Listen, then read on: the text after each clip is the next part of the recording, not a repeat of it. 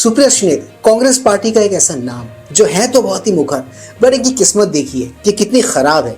जितनी ये मुखर है, ब्लंट है, ये ट्रोल भी उतना ही होती है, रोज भी उतना ही होती है। मेरा ऐसा मानना है कि कुछ लोगों की किस्मत इतनी फूटी होती है, इतनी खराब होती है कि वो कुछ भी कह रहे, कुछ भी कर ले, पड़ती तो उनको पब्लिक के गालियां ही है। She is one of those.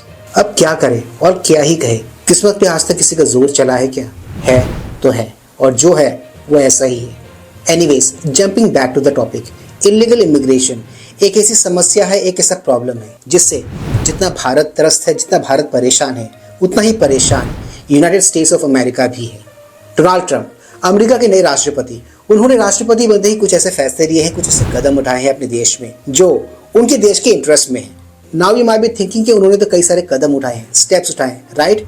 I am specifically talking about illegal immigration. जी हाँ, वही इलीगल इमिग्रेशन जिसका जिक्र इन्होंने चुनावों में किया था, जिसके लिए ये काम करेंगे। उन्होंने अपने देश की जनता से प्रॉमिस किया था कि वो हर उस इंसान को, हर उस शख्स को अपने देश से बाहर निकालेंगे जो उनके देश में इलीगली आए हैं, इलीगली घुसे हैं।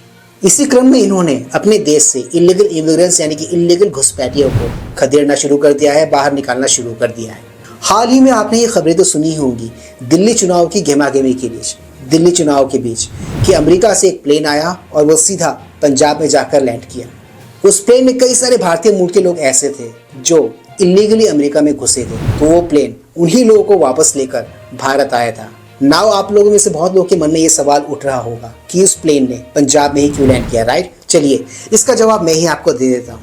एक आंकड़े के मुताबिक लाए गए लोगों में से 66% लोग इसी प्रदेश के थे, इसलिए उन्होंने डिसाइड किया कि इस प्लेन को पंजाब में ही लैंड कराया जाएगा। Please like, share, subscribe YouTube channel ताकि हम ऐसे कंटेंट्स बनाते रहें। ऑलराइट दोस्तों, let's go back to the topic then.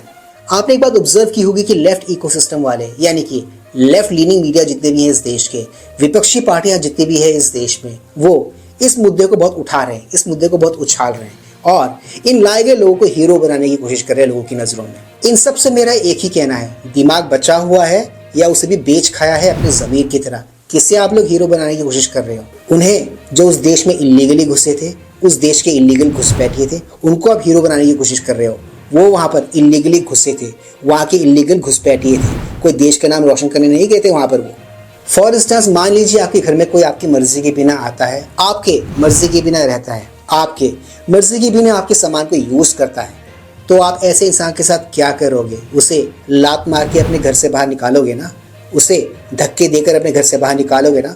America ने भी तो यही किया, तो उस पर इतनी हाई तौबा क्यों मची हुई है? अब कुछ लोग यहाँ पर आ जाएंगे जो हथकड़ियों और वीडियो वाली बातों को उछालेंगे, उन्हें हाईलाइट करेंगे कि देखो कैसे भेजा गया उनको वहां से यहाँ पर। तो उन सब से मैं एक ही बात कहना चाहूँगा, भाई हर देश का अपना अलग कानून होता है। भारत का कानून भारत में चलेगा, अमेरिका का कानून अमेरिका में चलेगा। Anyways, jumping back to the video, इसी मुद्दे को लेकर कांग्रेस मुख्य सुप्रिया मोदी सरकार, बीजेपी और एनडीए को घेरती हुई नजर आई एक वन ऑन वन इंटरेक्शन में, जो मुझे लगा कि एक बहुत ही फालतू के आर्ग्यूमेंट है और इस किस्म के आर्ग्यूमेंट को ज्यादा तूल नहीं दिया जाना चाहिए। तो पेश है आज के इस ब्लॉग में उनके उसी इंटरेक्शन का एक छोटा सा हिस्सा मेरे साथ, जहां पर आप देखोगे कि इनकी मानसिकता एग्जैक्टली क्या है इस पूरे मामले को लेकर।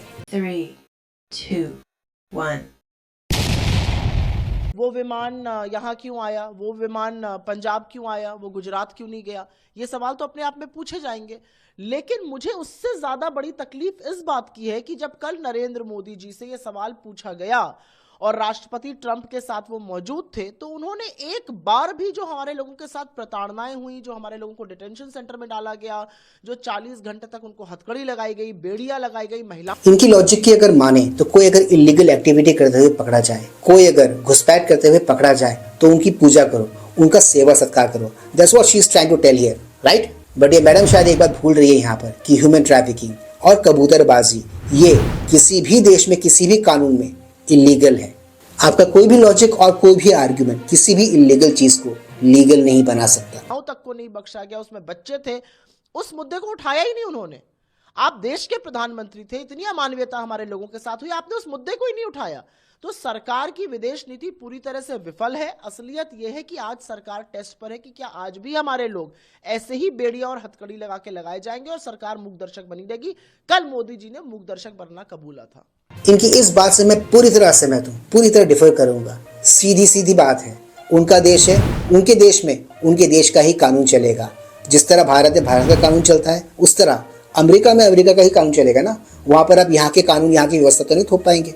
बट क्या है ना, ये विपक्ष और इनका सड़ा हुआ इकोसिस्टम, इनका सड़ा हुआ लेफ्ट मीडिया, ये इसी बात को उछालने में लगा हुआ है। इसी चीज़ को बाबा लोगों के सामने हाईलाइट करने की कोशिश कर रहा है। देखो देखो देखो देखो कितना गलत हो गया इन लोगों के साथ। कम ऑन यार, उन लोगों ने गलत किया है। टेक्निकली देखा जाए तो ये लोग अपराधी ही हैं। इलीगल इमिग्रेशन यानी कि घुसपैठ एक तरह का अपराध ही है, और अपराधियों से कोई सिंपैथी क्यों ही रखेगा, क्यों ही करेगा। अपराधी अपराधी ही होता है, फुल स्टॉप, पीरियड।